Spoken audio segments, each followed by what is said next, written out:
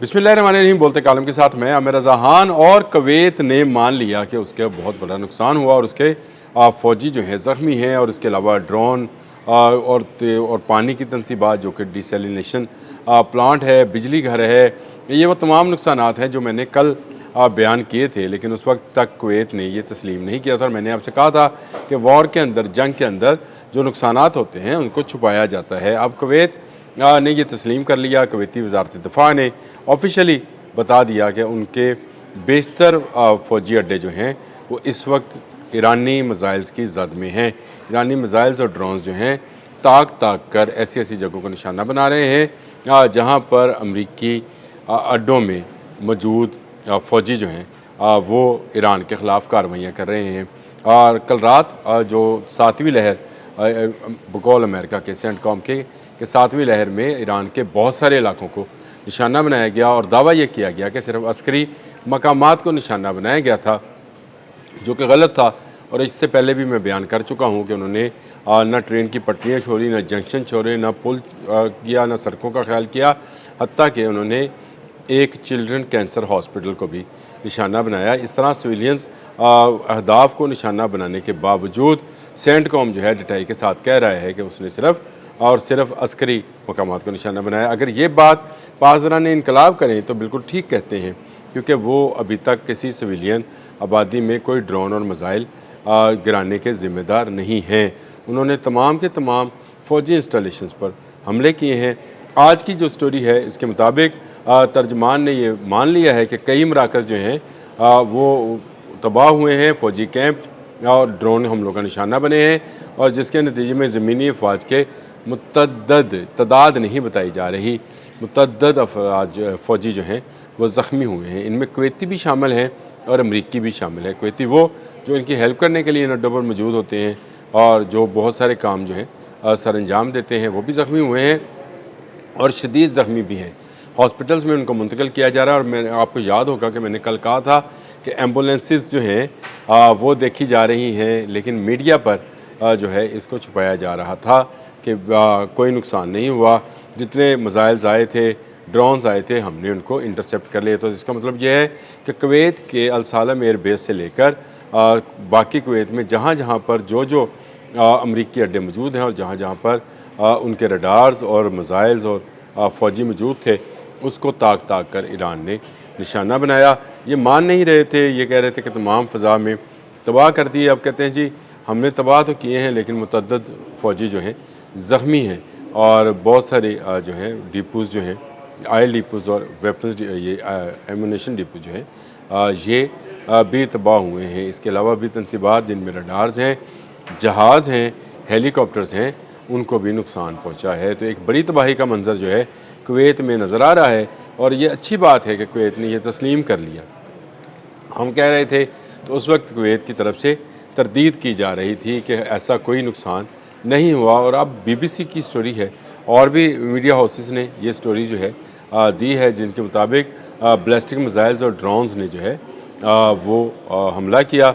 ये एक किस्म का स्वाम अटैक था। अर्श ड्रोन जो था वो उसमें इस्तेमाल किया गया, और इसके साथ साथ खैबर शिकन बैलिस्टिक मिसाइल जो हैं उनसे हमला किया गया। अगर आप वो फुटेजेस देखें, अल जज़ीरा पर हैं वो फुटेजेस, उसमें आपको नज़र आएगा कि किस तेज़ी के साथ जो हैं मिसाइल्स जो हैं वो इन अहदाफ को, जो कि फ़ौजी अहदाफ, अस्करी अहदाफ हैं, उनको निशाना बनाते हैं। और बहुत तेज़ी के साथ ये बैलिस्टिक मिसाइल जो हैं ज़मीन पर गिर रहे हैं और इनको इंटरसेप्ट करने वाला कोई नहीं है। और उसकी बुनियादी वजह यह है कि सबसे पहले ईरान ने इंटरसेप्टर्स और रडार्स जो थे उनको निशाना बनाया था। उसके बाद जब सिविलियन आबादियों पर हमला हुआ तो उसने डिसैलिनेशन प्लांट्स और इसके साथ साथ बिजली के प्लांट्स जो है उनको भी निशाना बनाया, जिसकी भी आज तस्दीक कर दी। कल तक तो ये था कि लोग बिजली जो है, आवाम बिजली जो है वो एहतियात के साथ इस्तेमाल करें, ये बड़ा नुकसान हो सकता है। और मैंने ये बात बारहा बताई है कि गल्फ़ में तेल से महंगा पानी है, पीने का साफ़ पानी जो है इसका ज़रिया कोई नहीं। और कुवैत जैसे मुल्क में जहाँ 95% या 90%, 98% कुछ कहते हैं, मुख्तलिफ परसेंटेज बताते हैं कि सारा का सारा जो है पानी समंदर का ही साफ़ किया हुआ इस्तेमाल किया जाता है, और कुछ पानी जो है वो बाहर से मंगवाया जाता है जो कि पीने के قابل ہے، یا یوں سمجھے کہ وہاں کی جو اشرافیہ ہے یا حکمران طبقہ ہے وہ پانی استعمال کرتا ہے جو فرانس اور اٹلی سے بن کر آتا ہے بوتلوں میں بند ہو کر، باقی عوام کے لیے سمندر کا پانی صاف کر کے اس کو پینے کے قابل بنایا جاتا ہے، اور یہی روزمرہ میں استعمال ہوتا ہے۔ کویت ایک چھوٹا سا ملک ہے، ہمارے ایک شہر جتنا ہوگا۔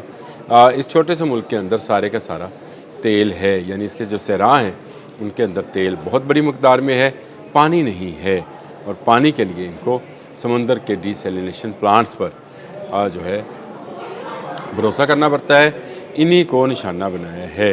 اور آنے والے دنوں میں آپ دیکھیں گے کہ اگر ایران کے سویلین انفراسٹرکچر کو اور سویلین جو بجلی گھر ہیں ان کو اگر نشانہ بنانے کی کوشش کی گئی تو ایران پورے گلف میں ایسے ہی ڈی سیلینیشن پلانٹس اور بجلی گھروں کو نقصان پہنچائے گا۔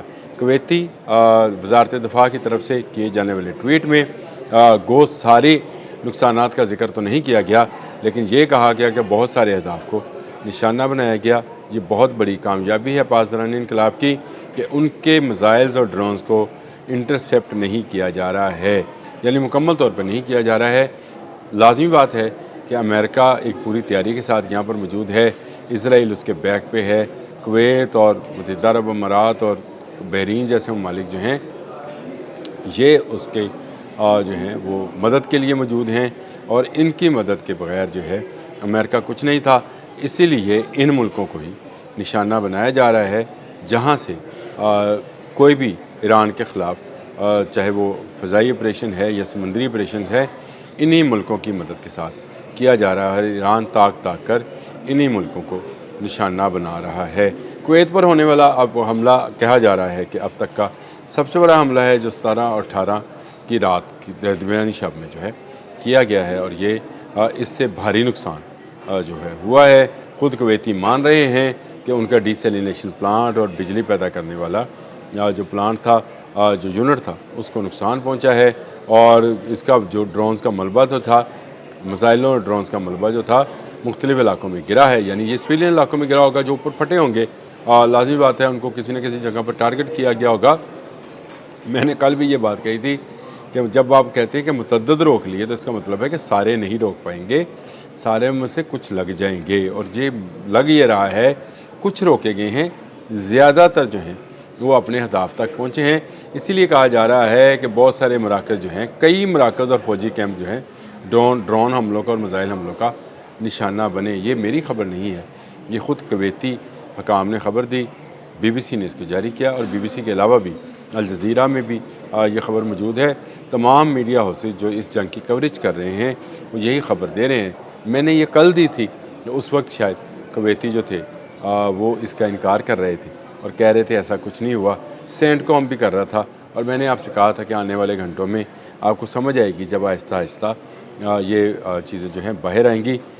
آپ کو ایک چیز اور ٹپ دیتا جاؤں، ہلاک ہونے والوں کی جو ہے یہ بھی چند دن تک تعداد سامنے آ جائے گی۔ یہ جو زخمی ہیں اگر امریکہ کے علاج کے لیے تو یہ بتائیں گے کہ کتنے لوگ شہید ہوئے۔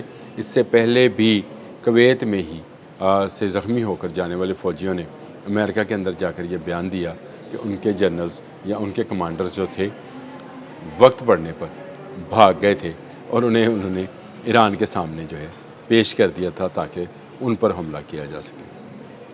ایران امریکہ جنگ اور مڈل ایسٹ کی تباہی، میں آپ کو بتاؤں یہ ایک بہت بڑی جنگ، جس کو میں کہتا ہوتا ہوں کہ ملحمۃ الکبریٰ جو ہے اس کی نشانیوں میں سے ایک نشانی ہے۔ لیکن چلیں، اچھا ہوا کویت مان گیا کہ ایران نے اس کی اینٹ سے اینٹ بجا دی۔ اب تک کے لیے اتنا ہی۔ اللہ حافظ۔